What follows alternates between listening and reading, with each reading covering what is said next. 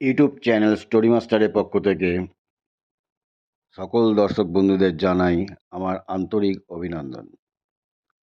আজকে যে ঘটনাটি বলবো এটি একটি পুরোপুরি বাস্তব ঘটনা। এক ভদ্রলোক শহরের এক নামী রেস্টুরেন্টে খেতে গিয়েছেন। সে টেবিলে বসেছে, যথারীতি ওয়েটার এসছে। বললেন, স্যার কি খাবেন? বললেন, কাজ করো, তুমি আমাকে চিকেন আর ভাত দাও। বললে ওয়েটার বললো, স্যার চিকেন খাবেন? মাটন আছে, ভালো মাটন। মাটন দিই, মাটনের সঙ্গে কিছু সবজি দিয়ে দিই। বললো, হ্যাঁ ঠিক আছে তাই দাও। সে তো এবার মাটন আর ভাত খেলেন।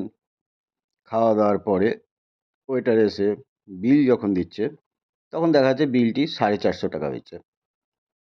তখন ভদ্রলোক বলছেন, কি ব্যাপার, শুধু মাংস ভাত আর এই সবজি খেয়ে 450 টাকা বিল? বলছে, হ্যাঁ আমাদের এখানে তো এইরকমই বিল। বলছে, কি বলছেন?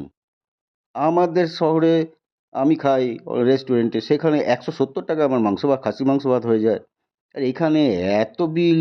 এটা তো মানা যায় না। এবার তো সমানে তর্ক বিতর্ক শুরু হয়ে গেছে।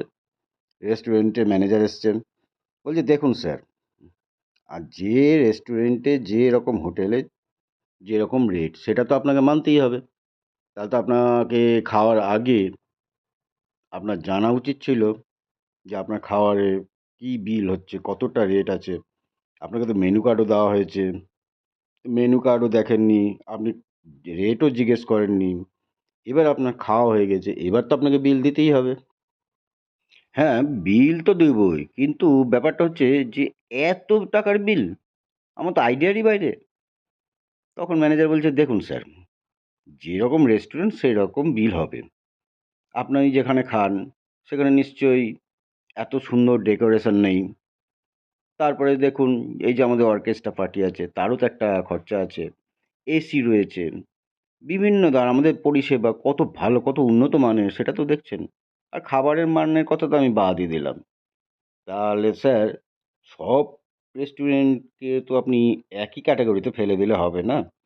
আমাদের যে রেট আছে আমরা তো সেটাই নেব। আপনার আগে রেটটা জেনে তারপরে খাওয়াটা উচিত ছিল। মেনু কার্ড দেখতে পারতেন, ওয়েটারকে জিজ্ঞেস করতে পারতেন রেটটা কী আছে। আপনি তো কিছুই করেননি, আপনি খাবারের অর্ডার দিয়েছেন, খেয়েছেন। এবার খাওয়ার পরে আপনাকে তো বিল দিতে হবে। এবার খাবারটা আপনি ফেরত দেবেন কি করে, তাই না? এইবার এদের কথাবার্তা শুনে আশেপাশের সকলেই তো হাসাহাসি করছে। বলছে, এই রেস্টুরেন্টে নতুন এসছে, রেট ফেট জানে না। হ্যাঁ, দিয়ে দিন দাদা, খাওয়া হয়ে গেছে যখন তখন দিয়ে দেন, আপনি তো আর খাবারটা ফেরত দিতে পারবেন না, আপনাকে তো পেমেন্ট করতেই হবে। তখন ভদ্রলোক বলছে, কি আর করা যাবে, ঠিক আছে পেমেন্টটা নিয়ে নেন।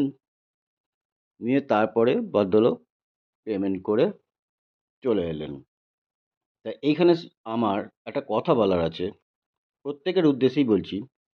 যখন যেখানে, বিশেষ করে খাবার জায়গাতে কোনো কিছু খেতে গেলে আগের থেকে রেটটা অবশ্যই জেনে নেবেন। তার কারণ হচ্ছে, খাবার খাওয়া হয়ে যাওয়ার পরে আপনি তো সে খাবার আর ফেরত দিতে পারবেন না। তখন তো রেট যেটা বলবে সেটা তো আপনাকে দিতেই হবে। অতএব খাবার আগে রেটটা ভালোভাবে জেনে নিয়ে তারপরে খাবার খান। দর্শক বন্ধুরা, আমি ঠিক বললাম না ভুল বললাম, আপনারা অবশ্যই কমেন্ট বক্সে কমেন্ট করে জানাবেন। নমস্কার, ভালো থাকবেন। আজকের মতন এখানেই শেষ করলাম।